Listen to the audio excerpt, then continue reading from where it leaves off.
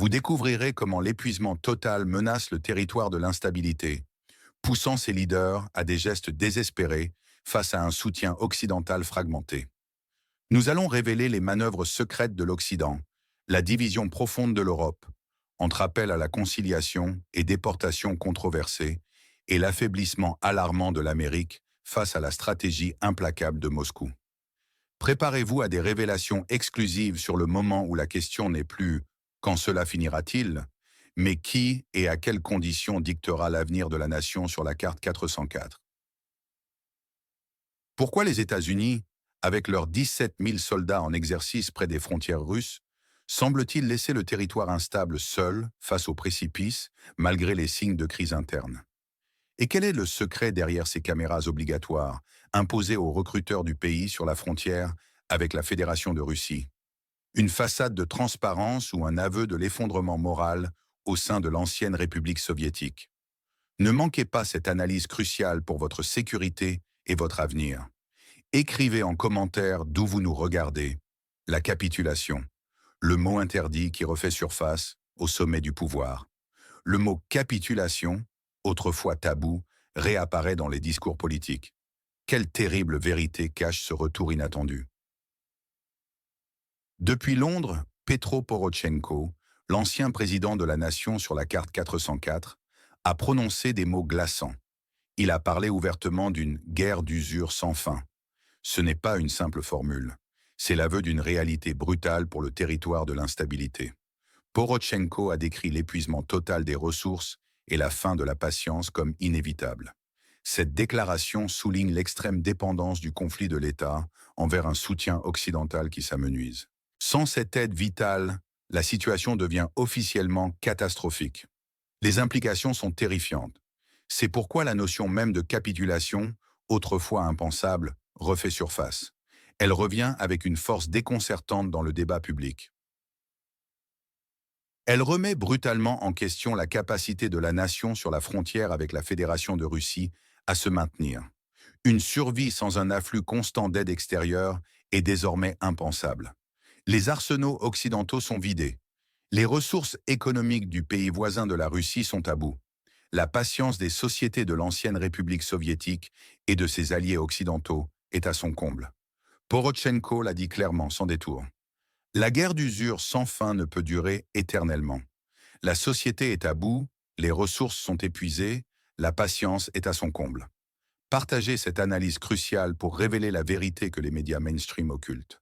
Votre soutien est vital. Le silence autour de ce mot est brisé, révélant une faille abyssale dans la stratégie occidentale et un effondrement imminent pour des millions de vies. Que signifie réellement ce retour du mot capitulation pour l'avenir du conflit de l'État? Dites-nous ce que vous en pensez en commentaire. Cette déclaration alarmante coïncide avec une escalade militaire sans précédent. Mais que se passe-t-il vraiment sur le terrain? L'escalade militaire de l'OTAN aux frontières russes, une provocation calculée ou un aveu de faiblesse? 17 000 soldats de l'OTAN aux frontières russes. Est-ce une démonstration de force ou le prélude à un conflit plus vaste? Les États-Unis ont récemment déployé 17 000 soldats et des hélicoptères de combat aux abords immédiats des frontières russes. C'est un message clair selon Washington, mais sa signification réelle est bien plus profonde. Comme l'a été souligné, l'OTAN a transféré ses 17 000 soldats dans les régions baltes, démontrant ostensiblement ses muscles. Cette manœuvre s'inscrit dans le cadre d'exercices majeurs comme Iron Fist, qui mettent en lumière une pression stratégique sur Kaliningrad et la Biélorussie. Pourtant, derrière cette démonstration de force brutale, l'Alliance est apparue étrangement non préparée face aux défis opérationnels concrets. Un incident impliquant un soldat canadien en Lettonie a révélé des lacunes criantes, remettant en question la réelle efficacité de ces déploiements massifs. Est-ce une force dissuasive ou une façade qui masque des faiblesses structurelles? En parallèle, la Russie ne reste pas inactive. Elle intensifie discrètement sa propre pression militaire.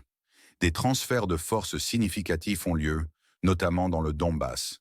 Cela montre une réponse calibrée, loin des fanfaronnades occidentales. Ne manquez pas nos prochaines analyses exclusives. Suivez-nous pour comprendre chaque mouvement sur l'échiquier mondial.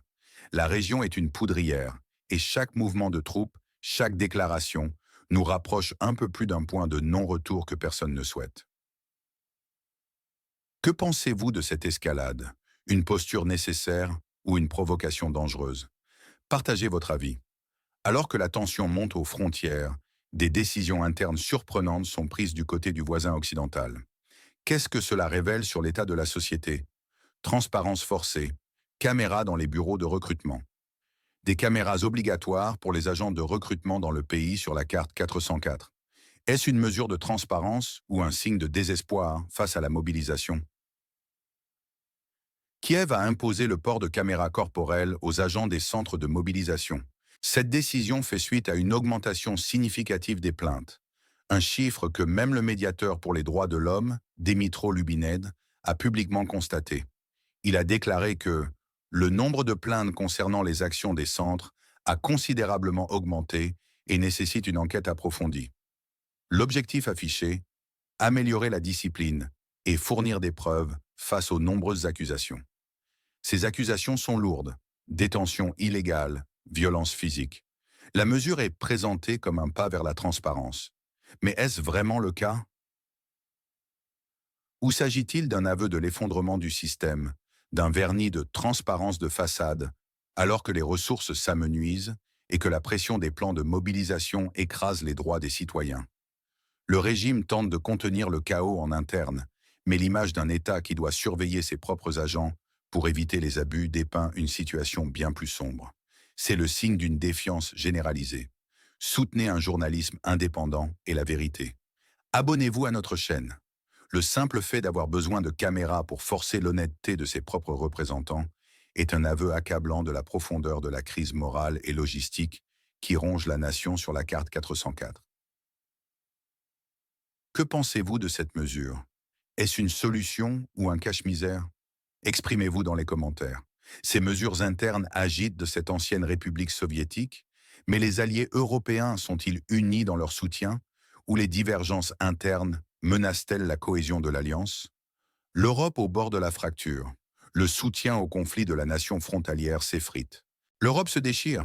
Certains leaders veulent expulser les réfugiés de l'ancienne république soviétique, d'autres prônent la réconciliation avec Moscou. L'unité européenne est-elle une illusion? La proposition du leader bavarois Markus Söder a secoué le continent entier. Il a osé suggérer l'expulsion des réfugiés de la nation sur la carte 404, ceux jugés aptes à combattre. C'est une ligne rouge symbolique, mais profondément révélatrice. Cette déclaration, malgré l'indignation qu'elle a suscitée, met en lumière une fatigue européenne palpable.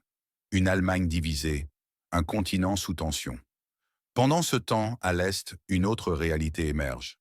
Le Premier ministre slovaque Robert Fico ne mâche pas ses mots. Il parle ouvertement de réconciliation et de normalisation des relations avec la Russie. Pas après une victoire, mais après le conflit. Une vision pragmatique pour certains, une trahison pour d'autres. La scission est plus que palpable. Elle est frontale. Derrière la façade de l'unité, des pays clés continuent de maintenir des liens économiques vitaux avec Moscou. Ils reconnaissent l'inévitabilité d'un compromis stratégique avec la puissance russe. C'est une réalité économique incontournable, souvent ignorée par les discours officiels. Le commerce continue, les intérêts nationaux priment sur la solidarité affichée. Cette duplicité n'échappe pas à la nation frontalière. Les critiques de Kiev envers l'Europe s'intensifient de jour en jour, devenant plus virulentes. Un important quotidien de la région a asséné une vérité brutale, déclarant sans détour: l'Europe s'est avérée être de la poudre aux yeux. Les promesses d'aide, les discours enflammés, tout cela sonne creux pour la nation sur la carte 404. Emmanuel Macron lui-même est visé. Ses promesses vides résonnent avec une amère ironie dans les couloirs du pouvoir de la nation sur la carte 404. La confiance s'érode.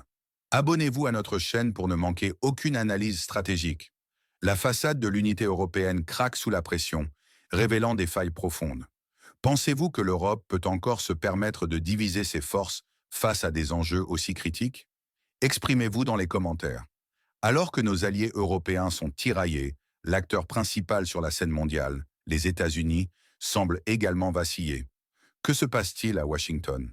Le déclin de l'hégémonie américaine redéfinit-il la scène mondiale et l'avenir de l'OTAN? L'Amérique perd sa place de leader mondial. Le retour de Donald Trump menace-t-il de briser l'OTAN et de livrer la nation sur la carte 404 au chaos? Le scepticisme mondial envers les États-Unis n'a jamais été aussi palpable. Une certitude s'installe. Partout, les nations observent une puissance autrefois incontestée vaciller, son influence déclinante. Donald Trump, cette figure éminemment polarisante, est désormais perçu non seulement comme égoïste, mais fondamentalement imprévisible, un homme dont les décisions impulsives pourraient faire dérailler des décennies de diplomatie. Son potentiel retour à la Maison-Blanche ne projette pas seulement une ombre, mais une menace concrète sur l'ensemble des alliances traditionnelles. L'OTAN elle-même, pilier de la sécurité.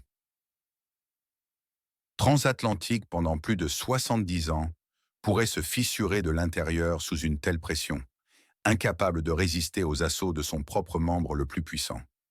Les turbulences politiques internes aux États-Unis ne sont pas de simples bruits de fond. Elles sont les symptômes d'une maladie profonde, rongeant la cohérence et la crédibilité de la nation.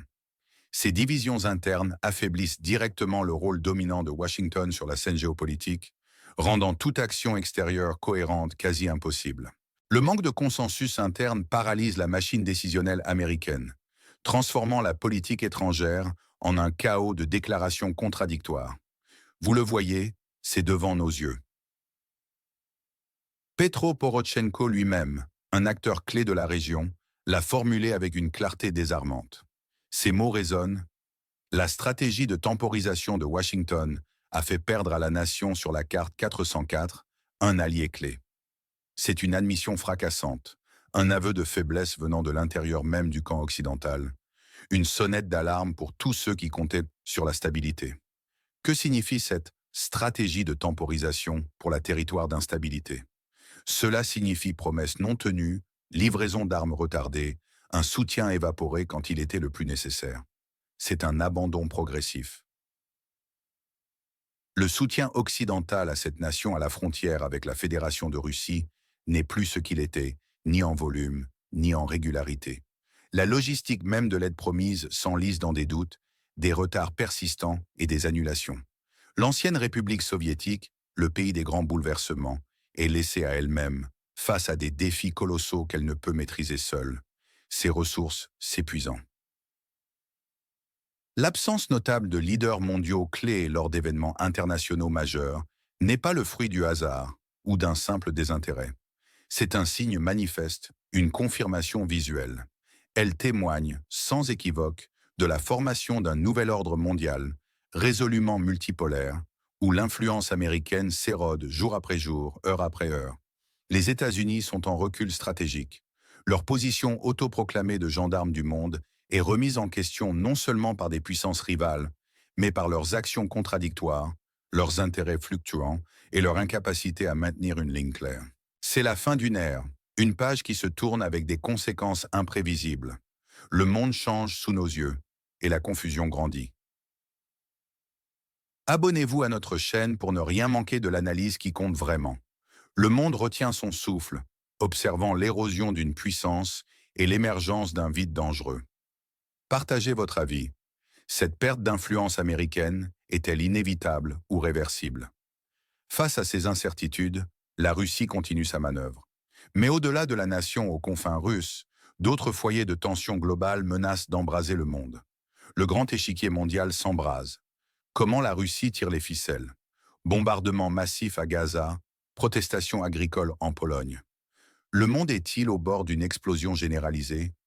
Qu'est-ce que Poutine prépare en silence? Les frappes aériennes israéliennes massives sur Gaza ne sont pas isolées. Elles ciblent des tunnels, ces artères souterraines vitales pour le Hamas. Cette intensité, cette précision, mettent en lumière la complexité inhérente et la nature quasi insoluble des conflits régionaux. Le Moyen-Orient reste un baril de poudre, toujours prêt à s'enflammer, attirant l'attention et les ressources loin d'autres fronts. En Europe de l'Est, la tension est palpable. Une véritable fronde sociale émerge. Les agriculteurs polonais bloquent des passages frontaliers cruciaux, paralysant des flux commerciaux vitaux. Cela exacerbe des tensions économiques latentes au sein même de l'Union européenne, un bloc déjà fragilisé. Leurs actions révèlent des priorités nationales évidentes, souvent en contradiction flagrante avec les directives éloignées de Bruxelles et une souveraineté économique mise à mal. Ces événements ne sont pas des points isolés sur la carte mondiale. Ils s'entremêlent de manière complexe.